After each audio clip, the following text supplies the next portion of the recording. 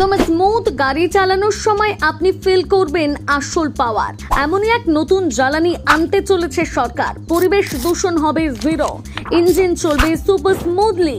এমনই এক জ্বালানি যা ইঞ্জিনকে চাঙ্গা রাখবে। আরো বিস্তারিত জানতেই দেখুন এই প্রতিবেদন। যারা গাড়ি বা বাইক চালান তাদের ড্রিম হলো গাড়ি চলবে শাসা করে, প্রতিটি বাঁকে বাঁকে নো ঝাঁকুনি, একেবারে মাখনের মতন এঁকে বেঁকে বেড়ানো যাবে। এবার আপনার সেই স্বপ্ন পূরণ করতে চলেছে সরকার। এক নতুন ফ্লেক্স ফুয়েল আসছে বাজারে। ডিজেলের সঙ্গে মেশানো হচ্ছে আইসোবিউটানল। এমনিতে E20 জ্বালানি নিয়ে গোটা ভারতে ব্যাপক তোলপাড় শুরু হয়েছে। তার মধ্যে আরো একটা নতুন জ্বালানির ভাবনা চিন্তা করছে সরকার, যেখানে কার্বন এমিশন হবে জিরো, অর্থাৎ পরিবেশ দূষণের আশঙ্কা একেবারে শূন্য হয়ে যাচ্ছে। প্লাস আপনার ইঞ্জিনের দেখভাল করবে এই জ্বালানি। সাধারণ অ্যালকোহল বাতাস থেকে জল টেনে নিয়ে তেলের ট্যাঙ্কে জং ধরায়, কিন্তু আইসোবিউটানলের ক্ষেত্রে এই ঝুঁকি নেই বললেই চলে। ফলে আপনার গাড়ির ফুয়েল সিস্টেম থাকবে একদম সুরক্ষিত।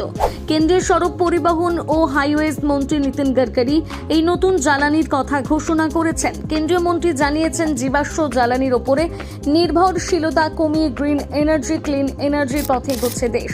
সেই লক্ষ্যে 15% আইসোবিউটানল মিশ্রিত ডিজেল আনার পরিকল্পনা। আইসোবিউটানল ডিজেলের বিকল্প হিসেবে ব্যবহার করা যেতে পারে বলেই তিনি জানান।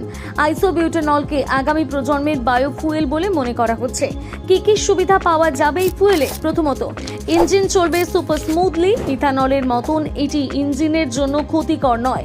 গাড়ির পারফরমেন্সে খুব একটা আঁচড় না দিয়ে ইঞ্জিনকে দুর্দান্তভাবে স্মুথ রাখতে সাহায্য করবে এই ফ্লেক্স ফুয়েল।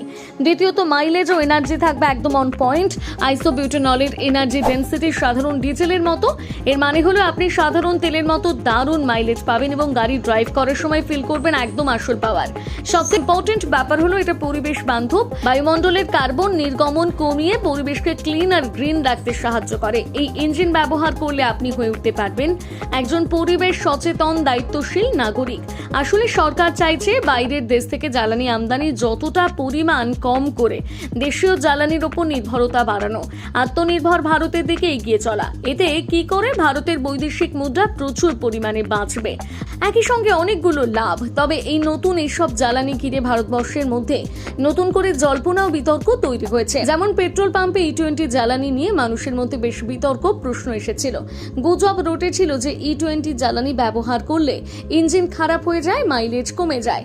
এই নিয়ে সরকার সম্প্রতি সাফাই দিয়েছে। কেন্দ্র জানিয়েছে, ইথানল ব্লেন্ডিং জ্বালানি অর্থাৎ E20 ব্যবহার করলে গাড়ির ইঞ্জিনে কোনো ক্ষতি হচ্ছে না, গাড়ির মাইলেজ কমে যাচ্ছে না। ঠিক একই কথা খাটে আইসোবিউটানল জ্বালানির ক্ষেত্রে। এতে ইঞ্জিনের ক্ষতি তো হবেই না, উল্টে পরিবেশ বাঁচবে।